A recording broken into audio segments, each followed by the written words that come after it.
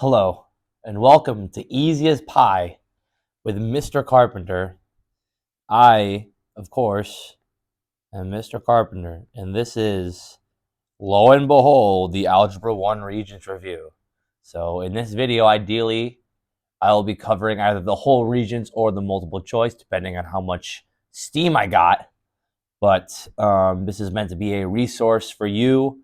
I know there are Algebra 1 go overs on YouTube, probably of this Regents as well. But with this, you will be able to kind of have the explanations that you've been hearing from me all year in that language that you might be kind of more used to rather than someone else's, right? How they see things.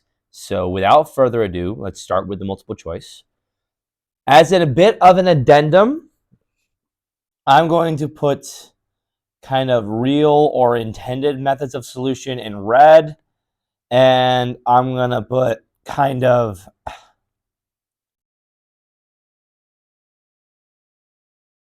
I'm going to call them AMNs in blue, which stands for any means necessary. So if I'm writing something in red, I'm telling you how the Regents expects you to do it with proper algebra. And if there's a way to do it by any means necessary, I will tell you in blue. And that is all that I will do there. So number one, expression 9m squared minus 100 is equivalent to which of the following? So equivalent expressions, I got to think about how I could factor this. Looking at these, it's obvious that we factored this somehow. So my three options are greatest common factor, DOPS, or trinomials. Well, it's not a trinomial, and there is no greatest common factor. So that means my only option is DOPS. So thinking about DOPS, well, the square root of 9 is 3, and the square root of 100 is 10. So that means I can rewrite 9 as 3 squared. And I can rewrite 100 as 10 squared. And if you just cover up the squares, you notice that you get 3m minus 10. And that gets paired up with its best friend, 3m plus 10. So it would have to be answer choice 1. Now, you may have noticed that since this is an equivalent expression, that means this is stowable. And if you are unsure of how to use the stow button to solve this, then find me and ask me, and I will show you it. Unfortunately, I cannot show you a graphing calculator in this video, so I won't be able to show you what that stow would look like, right? But there is a way to get this that does not involve factoring if you would like to know that as well. And I'll let you know all those little methods. Number two, which expression represents an irrational number? We know irrational numbers do two things. They never end, and there's no pattern. And the big idea here is any square root of a non-perfect square is always going to be irrational. But it's also just as easy as plugging these into your calculator and finding out which one gives you a nice clean whole number or integer or rational number, and which one just flies decimals all over the place. For example, this one, if you plug that in, you will get 5 because 4 plus 1 is 5. You plug that one, you'll get 7, I think. And that one is, I believe, 10. Right? And this one, since it contains the square root of 7, which is a gross number, that is going to end up being a gross number no matter what. So it's answer choice 3. Number 3, which linear equation represents a line that passes through the point -3, -8? Remember, coordinates are ordered pairs. Ordered pairs are inputs and outputs. So the input is -3, and the output is -8. So with one of these questions, with one of these linear functions, if I were to plug in -3 for x, the output should equal -8. So for the first one, I got y equals 2x minus 2. Okay, well, if I plugged in -3 for x, so 2 times -3 minus 2, what would its output be? Well, 2 times -3 is -6, and -6 minus 2 is -8. So that input-output relationship holds, and the answer is number 1. Now, of course, what else could you do? Well, you could graph all 4 and check their tables, right? Because their tables will tell you their coordinates right there, and you just got to find the one that contains the coordinate -3, -8. That's going to be your answer. Number 4, another equivalent expression, so I'll just jump right to this. This is also a stowable problem. As a stowable problem. But what are they expecting? Well, this one, it looks more like I'm just going to be simplifying an expression, not really factoring it. So, first question, can I distribute? And the answer is yes, I can distribute that -3 across all those. And since nothing is being distributed across that set of parentheses, it's not really necessary at the moment. So I'm just going to get rid of those parentheses. So you got 5x squared minus x plus 4. And then we got -3 times x squared, which is -3x squared. -3 times -x, which is positive 3x. Remember, a negative times a negative is a positive. And then we got -3 times -2, which is going to be positive 6. Okay, number 2, can I combine like terms? Let's have a look at some like terms. There's a 5x squared and there's a -3x squared. So 5 minus 3 is 2x squared. We have a -x and a positive 3x. So 3x minus x would be 2x. And then lastly, we have a positive 4 and a positive 6, and 4 plus 6 is 10.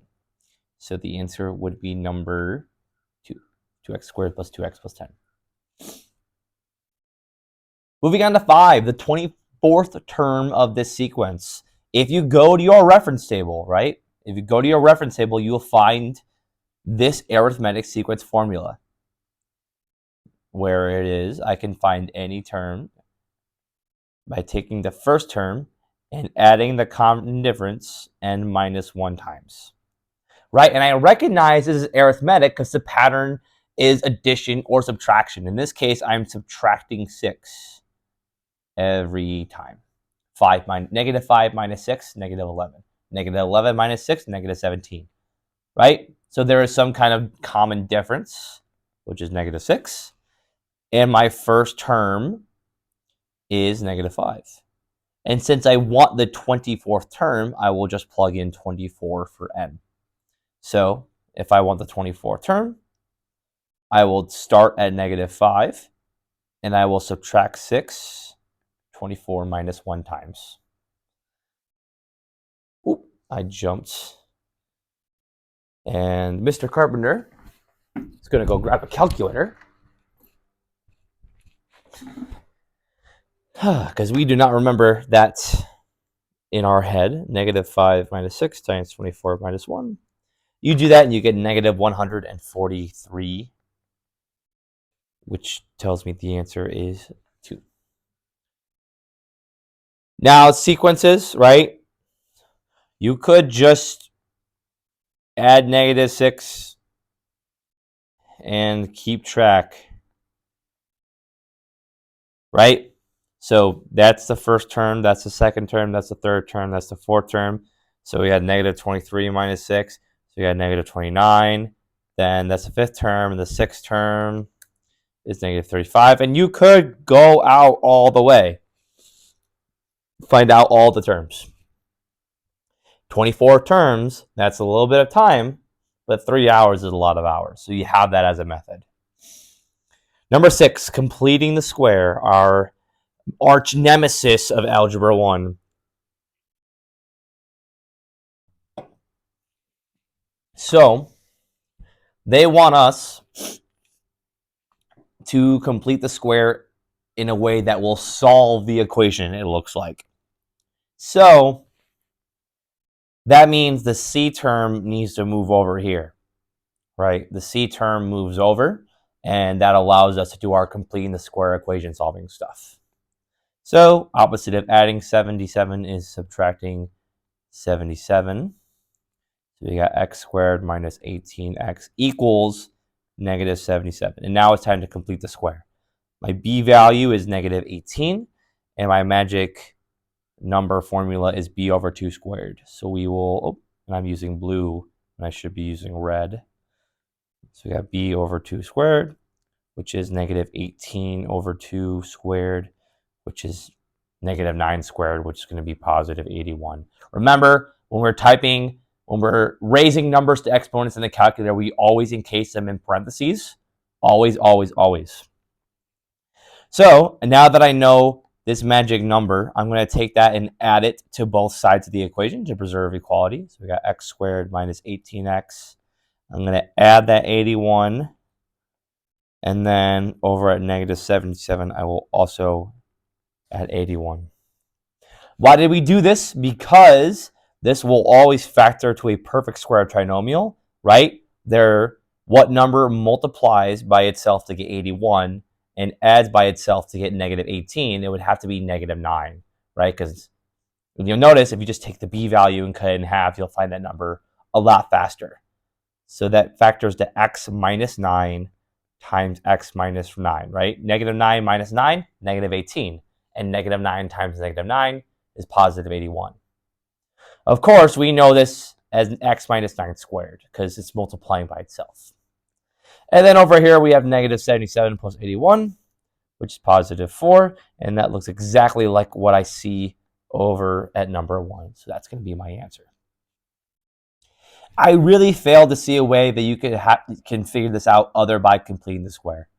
There really is no cheat code to this one. You might be able to rule out a couple of answers. For example, you could check to see if 13 is a solution if you really wanted to. But that's not going to get you to the right answer. So which function will have the greatest value when x is greater than 1? Okay. And what's important here is that I should be able to pick any value greater than 1, and it should be the highest value, right? Because we're saying for all the numbers greater than 1, this function is going to have the greatest value. So let's just pick a number like, let's pick 5, because 5 is bigger than 1, and test out all these functions and see what their outputs are going to be. So we have 2 times 5 to the power of 5, which is 6,250. Probably the right answer, but we'll check the other ones. We got 2 times 5 plus 5, which is 15. Okay, it's not you. We have 2 times 5 squared plus 5, which is 55. And then we have 2 times 5 cubed plus 5, which is 255. So it cannot be you guys. It must be number 1. And just as a regular idea, exponentials, right? Exponential growth explodes way faster than you would see linear growth or quadratic growth. So just off that principle, we would expect it to be the exponential function. Number 8, Mike uses the equation b equals 1300 times 2.65 to the power of x to determine the growth of bacteria in a laboratory setting. So what does the exponent represent? Okay, so the exponent is x. That is my input. The whole idea here, so we have an input and we have an output. In this case, the output is b. I don't know why they use b as an output. Oh, because it stands for bacteria, right? So in this case, I know for a fact that the output b is standing for number of bacteria in the lab, right? And so what does the number of bacteria depend on? Well, it depends on how much time has passed. So x is how much time has passed. Right, because you give enough time, the bacteria is going to split, and grow exponentially. But it's doing that over a certain time period. So in that case, it would be number 4. It would be how many time periods I have. Number 9, a company ships an average of 30,000 items each week. And we see each, it's another word for per. And the approximate number of items shipped each minute is calculated using what conversion? Okay. First of all, it's 30,000 items per week. So we're going to have 30,000 items per week. Now, when we're building functions, per means multiply. In this case of conversions, per can mean divide. So 30,000 items for every 1 week that passes. So if it starts with 1 week over 30,000 items, that's not exactly what we're looking for. So I know it's not 3 or 4. And keep in mind, they could have asked you to convert this on your own in a part 2. But if they give you multiple choice options, what you can recognize is that the whole idea of the conversion process is that we want units of measurement to cancel on the top and bottom. So, for example, if weeks is on bottom and top, then they will cross out. And days crosses out because they're in bottom top. And hours crosses off. And what am I left with? I'm left with items per minute, which is exactly what I was looking for. So it's got to be 2. You'll notice if you go check out number 1, you don't see that, right? Both weeks are on the bottom, so they never canceled out. We never left weeks. So got to be 2. A function is graphed below. A possible equation for this function is what? Now, you probably already saw the any means necessary, which is just graph them all. Graph them all and have a look at which one makes this shape and ideally crosses at these points, right? That's like it's got this shape and it's crossing at those 2 points on the x-axis. I look for it and I make sure that I've scaled my window appropriately so as not to like distort the quadratic function. So a possible equation for this function. Well, how are they expecting us to do this? They're expecting us to realize that all of these are in intercept form and they're used to find the x-intercepts.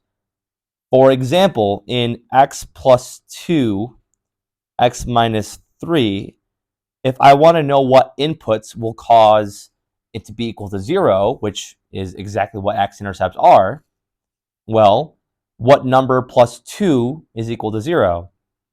It's got to be negative 2. Negative 2 plus 2 is equal to 0. And, oh, goodness. And over here, well, 3 minus 3 is equal to 0. So if this was the correct answer, I would expect the graph to cross the x-axis at negative 2 and positive 3, and it does not. So it cannot be 1. And at this point, so we rule out number 1, and we can rule out number 4 by the same metric, which leaves 2 and 3. They both, when you solve for the zeros, will lead to spots here and here. But you'll notice there's a difference between this crossing and this crossing. So when it crosses this way, it only crosses it. It's crossing it on its way down into the negative axis. But over here, it's looping, and this is acting like its own vertex as it shoots back up.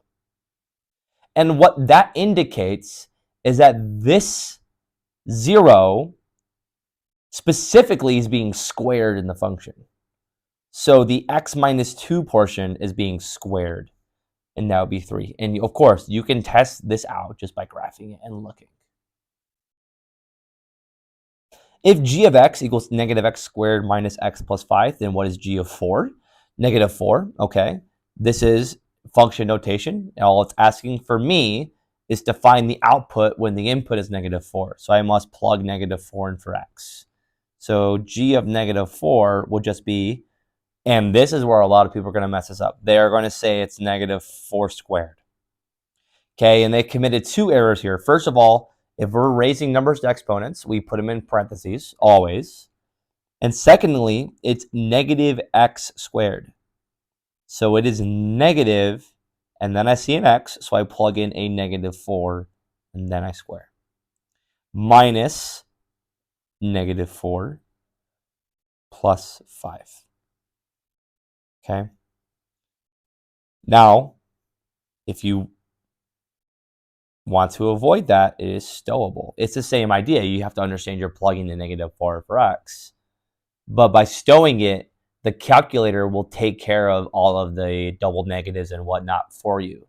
So you don't have to worry about a mistake. So if I go in here and type that function, it is equal to -7. So it must be 2. Number 12, a movie theater's popcorn box is a rectangular prism, measures 6 by 4 by 8. Now, if you remember, and this is on the back, volume is length times width times height. So we're going to multiply to get that's more of a geometry idea, but you found volumes of rectangular prisms before, so I'm not expecting that to blow anyone's mind. What they want to do is they want to take the length and the width and increase them by X amount of inches. And the height is going to remain the same. Okay, so let's label these. The length of the box is... Well, actually, the height is 8. So the height is 8, and the length and the width are, let's just say they're 6 and 4. It's red length by width by white. It doesn't matter because we're going to increase them both by X inches. So really, it can be interchangeable. So if I want to take the length, which is 6, and increase it by X inches, then it would be 6, and I'd add an X. I don't know how many inches I'm going to increase it by, but no matter what number they gave me, I'll just be adding it to 6. So we got 6 plus X times 4 plus that same metric. And the height, we're going to keep the same, so we're just going to keep it as an 8. And that would be answer choice 2. Number 13, very tough to see this one, although it is stowable.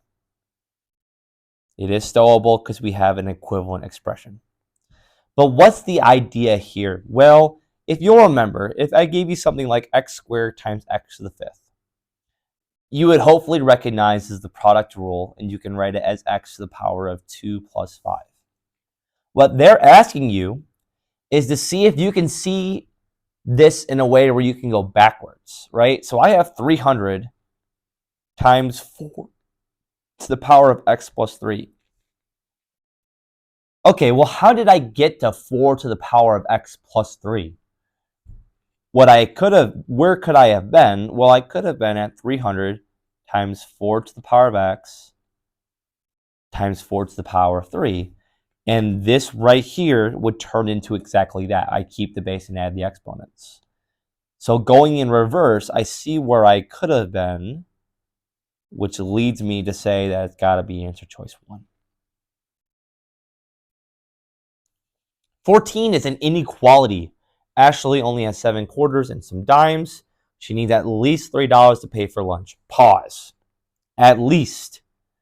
If you don't know what at least means, the whole problem goes kaput. Okay, if I need at least $3, that means I either need $3 or I need more than $3. So, equal to or greater than is the appropriate inequality symbol, right? Because it represents all the numbers that are 3 and bigger than 3. So, by that metric, it cannot possibly be 3 or 4 because they use the less than or equal to symbol, and we don't like that one. So, which one is it? Well, I have 7 quarters. Okay, how much money is 7 quarters? 7 times 0.25 is $1.75. So I have $1.75, and I have some amount of dimes. And they're essentially saying, well, do I just add D or do I add 0.10 times D? Well, I represented my quarters in terms of how much physical money I had, not the number of quarters, right? This is the number of dimes that I have. It doesn't tell me the value of the dimes. If I want the value of the dimes, I'd have to multiply that by 0.1, 0.10. Right, because if I have 5 dimes, then it would become 50 cents because 5 times 0.1 is 0.5. And that, of course, has to be equal to or greater than $3 so I can buy my lunch, and it's got to be 2. Number 15 is an explicit formula, which means we're using our regular equation solving skills, but we're going to have to think about how we can do this with regular variables. And multiple variables, I should say. We're solving for the height of the trapezoid, okay? And the first thing I notice that it's being multiplied by 1/2, which is very annoying for us, right? So this is a problem, and this is a problem. And we'll get to those in a second. We'll get to the B1 plus B2, but at some point I got to take care of both. Starting with the 1/2, right? The opposite of multiplying by 1/2 would be dividing by 1/2. So I could definitely divide both sides by 1/2. But a little more intuitively, right, if I double both sides, multiply both sides by 2, I'm going to have 2 times 1/2, which is 1, and we'll cancel out the fraction as well. So let's try multiplying both sides by 2. So on the left-hand side, I have 2a, which should be capital. And on the right-hand side, I have the height times b1 plus b2. And this is where people might overcomplicate things, right? b1 plus b2 is just a number, right? It's a base plus another base, and they're going to equal a single number. So I have this number, b1 plus b2, being multiplied by h. The opposite of multiplying is dividing. So if I divide both sides by b1 plus b2, then those will cancel. And the height is equal to 2a over b1 plus b2. And it's got to be 4. Right? And I can't stress this enough. If this was something like 3x equals 5, everyone would know to divide by 3. Because it's some number being multiplied by 3. Over here, it's some number, which is b1 plus b2, being multiplied by h. So I apply the same strategy. The biggest problem is it just psychs people out, and that's it. Number 16. All I have for you is an any means necessary method, which is graph. Right? So if I make myself a makeshift axis here, okay, and I graphed, and I'll use color coding. If I have absolute value of x, it will make this kind of function. And then it says I'm going to multiply it by some number k to make k times the square root of x. And it says what will happen if k is 1/2? Okay, well, it will be 1/2 times absolute value of x. And if you graph that, you'll get this. And you assess it, and you, okay, oh, well, what is different about g of x compared to f of x? It's wider. There's got to be 3. Number 17, some adults were surveyed to find out if they would prefer a SUV or a sports car. And the results are summarized in the table below. So of the numbers of adults that preferred sports cars, approximately what percent were males? So we're going to make a proportion. The denominator is the population, is the total population, and the numerator is the desired population. Okay, so what's my total population? You might think it is 240, and it would be if it said of all the people surveyed, but it didn't say all the people surveyed. It said all of the adults that preferred sports cars. So out of this pool of people, okay, well, how many adults preferred sports cars? 84. So out of those 84 people that prefer sports cars, how many of them are male? Well, 38 of the 84 males, people that prefer sports cars, are males. And if you divide that out, you get 0.452, which converts as a percentage to 45.2%. It's got to be 2. 18, the solution to 2x squared equals 72. Well, this is just an equation for us. The fact that it's x squared might throw you off, but let's just treat it like x for a moment. It's a number that I want to be by itself, but it's being multiplied by 2. So the opposite of multiplying is dividing. So let's divide both sides by 2. We got x squared equals 72 divided by 2 is 36. And the biggest mistake people will go here is they'll go, oh, I got square root both sides. Those cancel out. And x is equal to the square root of 36 is 6. So it's got to be 3. Except when I take the square root of 36, I get technically 2 answers. I get 6 and negative 6, right? Because 6 times 6 is 36. And negative 6 times negative 6 is also positive 36. So it's got to be plus or minus. It's got to be 4. Once again, if you graph this, well, actually, you can't graph that. But since it is an x squared, it's going to make a quadratic shape, which usually implies multiple answers. So just remember that when you're solving those quadratics. 19, 3 quadratic functions are given. Number 1, f of x equals x plus 2 squared plus 5. And it all says which one has the same vertex. Okay, so same vertex. So let's find all their vertexes. When it's in vertex form, right, it's when it's in this form, we flip this number and keep that number. So we have flip 2 to make negative 2, keep 5 to make 5, negative 2, 5.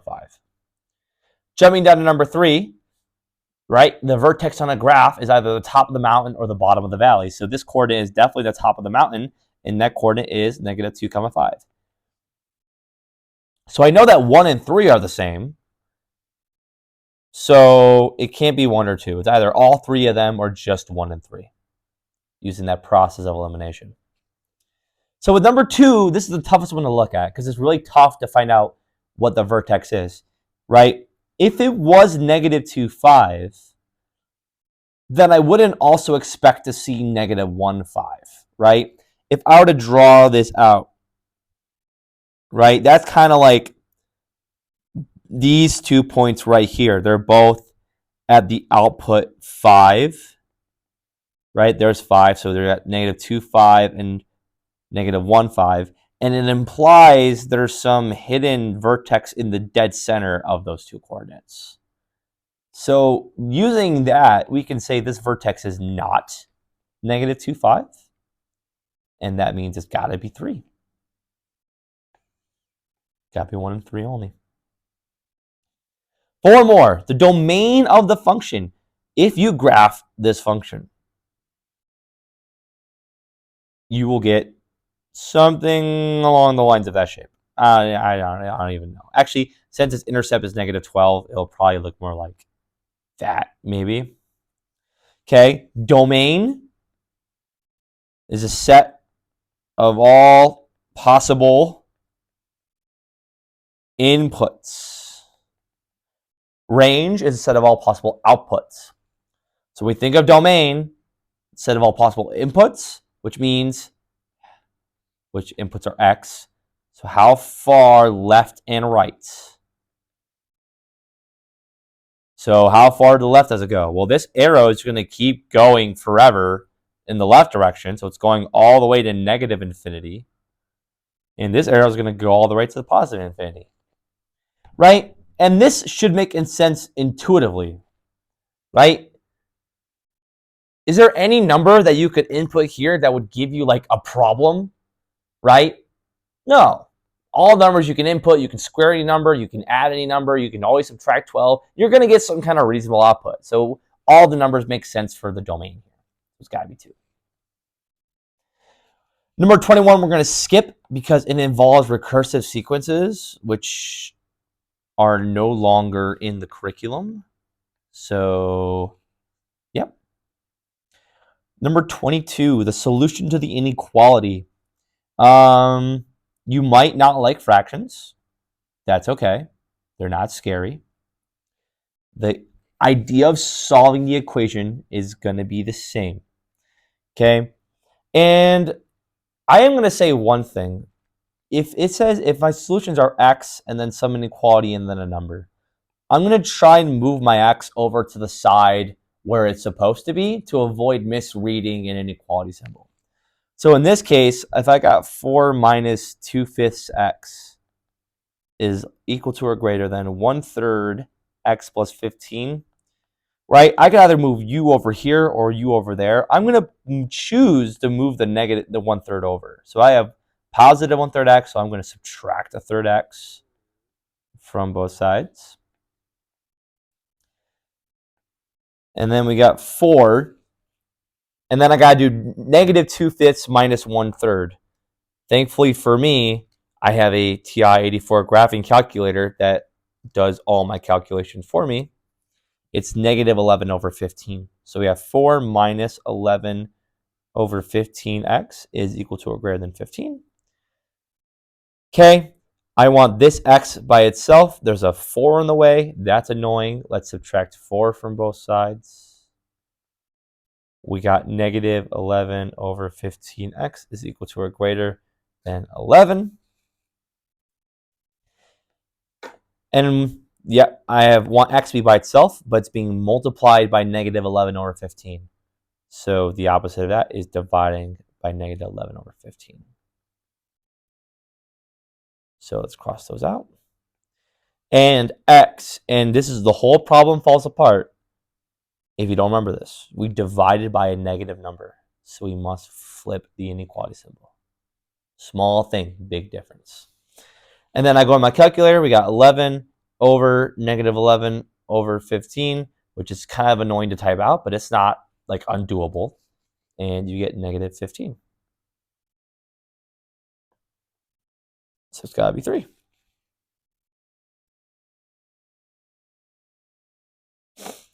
Number 23, sorry. Which statement is correct about this polynomial 3x squared plus 5x minus 2? Well, how do we interpret polynomials? Well, they have a degree. There's the degree, which means largest exponent. We have leading coefficients, which is the coefficient of the degree. And then we have the constant term, which is a number with no variables attached to it.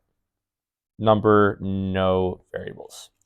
So in this case, the degree is 2. The leading coefficient is 3. The constant term is negative 2. So which one of these satisfies those? Well, it's a second degree polynomial, not a third degree. So it's not 1 or 2. And you might be tempted to pick this one, but a constant term of 2 is not the same as a constant term of negative 2. So it can't be 3 either, which forces it to be 4 as a leading coefficient of 3. Last one, 24. Trying to continue to sell a particular brand of nails, and we're going to use a function where n is how many nails we sell in a day. So what would be a reasonable domain for this? Once again, domain is a set of possible inputs. And my input is the number of nails that I sell. Okay, so real numbers. Real numbers include negatives. Can I sell a negative amount of boxes of nails? No. Integers include negatives. Can't sell a negative amount of nails, so it can't be 4. Rational numbers include negatives, but they also include fractions. So can I sell half a box of nails? No. The only one that makes sense here is the non-negative integers, right? Those nice countable numbers, because I can sell a countable number of nails. And with that, I'm going to end this video right there, and the next one will take care of the part 2s, 3s, and 4s.